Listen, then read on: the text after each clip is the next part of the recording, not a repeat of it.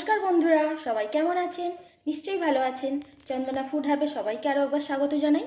তো বন্ধুরা, আজকে আমি একটা নতুন ধরনের দুধ পুলি বানাবো। পুলি পিঠে তো আপনারা অনেকে অনেক রকমই খেয়েছেন, কিন্তু দুধ সিমুই পুলি খেয়েছেন কি জানি না। আমি এই দুধ পুলিটা সিমুই দিয়ে বানাবো। তো চলুন রান্নাটা শুরু করুন। বন্ধুরা, দুধ সিমুই পুলি বানানোর জন্য আমি এখানে 1 বাটি সেদ্ধ চালের গুঁড়ি করে নিয়েছি। আর এই গুঁড়িটা সম্পূর্ণ আমি বাড়িতেই তৈরি করেছি, কারণ বাজারের গুঁড়ি কিনলে ওতে অনেক রকম নোংরা থাকতে পারে, তাই এটা একদম ফ্রেশ গুঁড়ি। আর এখানে আমি আরও নিয়ে নিয়েছি নারকেল কুড়ো, গুড়, সন্দেশ, সিমুই, 2 প্যাকেট দুধ, এলাচ, সিমুই। আর এখানে আমি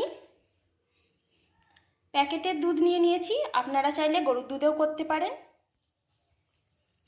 তো প্রথমে আমি কড়াতে একটু গরম জল করে নিচ্ছি।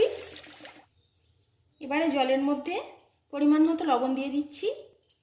যতই মিষ্টি হোক না কেন লবণ কিন্তু দিতেই হবে, না হলে পিঠে বা যে কোনো জিনিসের মিষ্টি জিনিসের স্বাদ আসে না। জলটা এখন ফুটে গেছে, আমি এবারে গুঁড়িগুলো দিয়ে দিচ্ছি। গুঁড়িটা দিয়ে ভালো করে নাড়াচাড়া করে এটা একটা ডো মতন তৈরি করে নেব। আপনারা চাইলে এই পিঠেটা আতপ চালের গুঁড়ি দিয়েও করতে পারেন, তাতেও খেতে খুব সুন্দর হয়। আর বন্ধুরা, যারা আমার চ্যানেলে নতুন তারা প্লিজ চ্যানেলটিকে সাবস্ক্রাইব করে আমার পাশে থাকবেন। গুঁড়িটাকে আমি এইভাবে সেদ্ধ করে নিয়েছি। এবার এটা আমি নাবিয়ে চাপা দিয়ে রেখে দেবো। এখন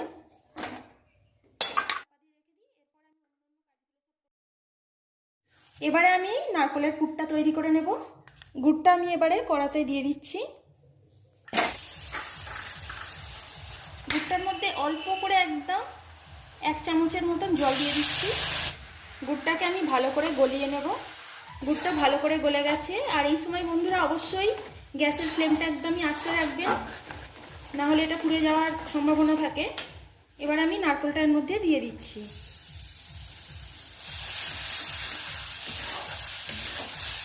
যে কোনো পিঠেই বলুন না কেন, পিঠের মাস্ট উপকরণ হলো গুড় আর নারকেল। গুড় আর নারকেল ছাড়া পিঠে যেন ভালোই লাগে না।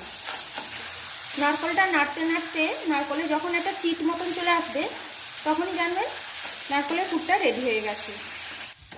নারকেলের পুরটা রেডি হয়ে গেছে, দেখুন কতটা সুন্দর দেখতে হয়েছে, আর অনেকটা চিট চলে এসছে। এবার আমি কয়েকটা এলাচ গুঁড়ো দিয়ে দিচ্ছি। এলাচটা দিলে এর ফ্লেভারটা খুব সুন্দর হয়।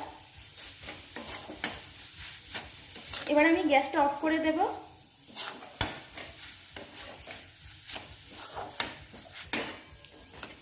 গ্যাসটা কিন্তু আমি অফ করে দিয়েছি। এবার আমি সন্দেশটার মধ্যে দিয়ে দেব।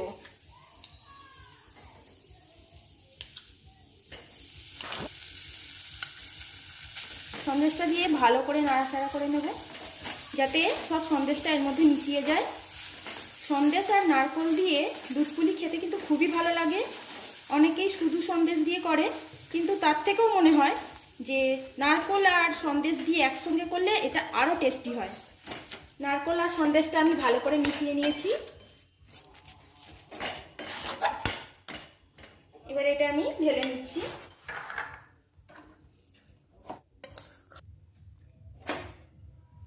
এবারে আমি সিমুইটা ভালো করে ভেজে নেব ঘি দিয়ে। কড়াতে 1 চামচ ঘি দিয়ে দিলাম।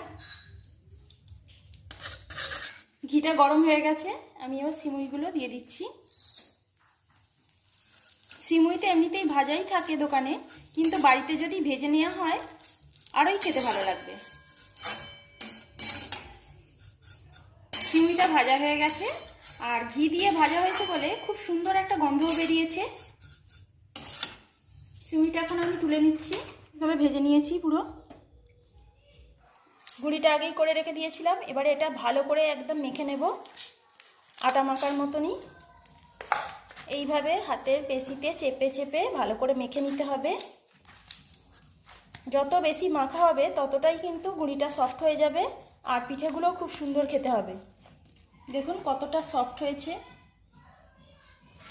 তো পিঠের ডোটা আমি খুব সুন্দর করে মেখে নিয়েছি, একদম ময়দার মতন হয়ে গেছে। দেখুন কত সুন্দর। এবার আমি পিঠেগুলো তৈরি করে নেব। আমি এখানে ছোট ছোট লেচি করে নিচ্ছি।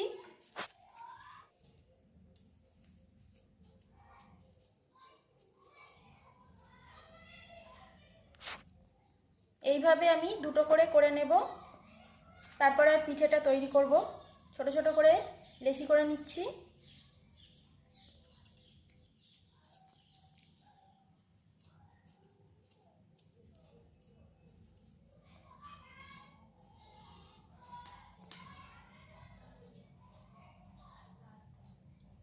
এবার একটা লেচির ওপরে নারকেলের পুরটা আমি এইভাবে দিয়ে দিলাম। এর ওপরে আর একটা লেচি দিলাম, দিয়ে একটু চেপে দিলাম। এবার এই সাইডগুলো আমি ভালো করে মুড়ে দেব।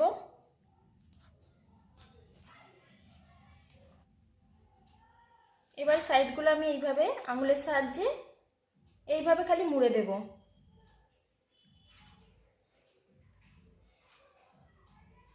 দেখুন একটা তৈরি হয়ে গেল। এইভাবে আমি সবকটা তৈরি করে নেব।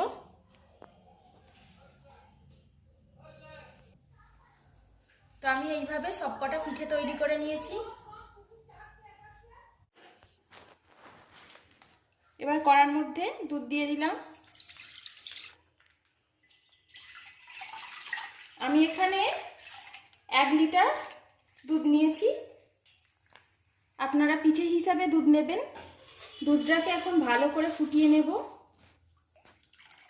দুধটা এখন খুব ভালোভাবে ফুটে গেছে। আমি আবার পিঠেগুলো এতে দিয়ে দিচ্ছি।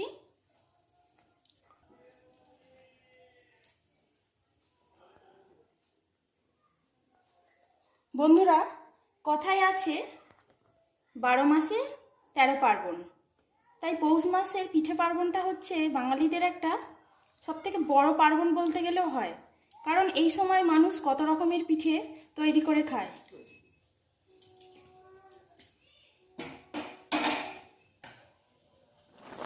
দেখিয়ে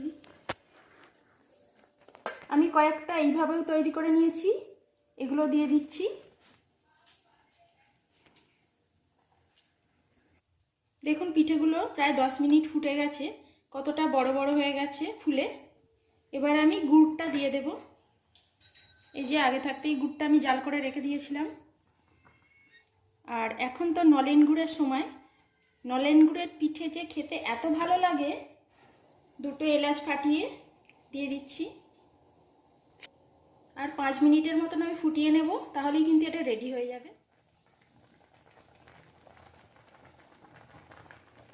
এবারে দুধের মধ্যে আমি আরেকটু সন্দেশ দিয়ে দিচ্ছি। দুধের ঘনত্বটাও বেশি হয়ে যাবে।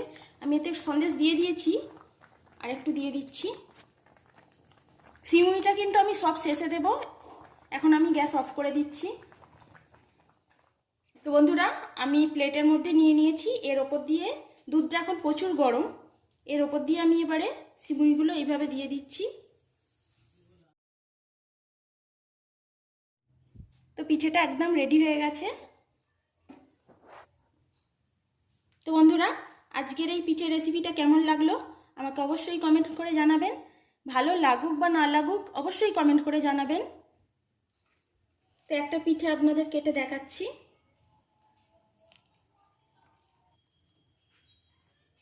ভিতরটা একদম নারকেলের পুরে ঠাসা আর একদম সফট হয়েছে বন্ধুরা, তুলতুলে নরম। দেখতেই পাচ্ছেন একদম রসালো। আপনারা বাড়িতে অবশ্যই একবার এইভাবে পিঠে তৈরি করে খাবেন, দারুণ খেতে লাগবে। তো বন্ধুরা, সবাই সুস্থ থাকবেন, ভালো থাকবেন। ধন্যবাদ।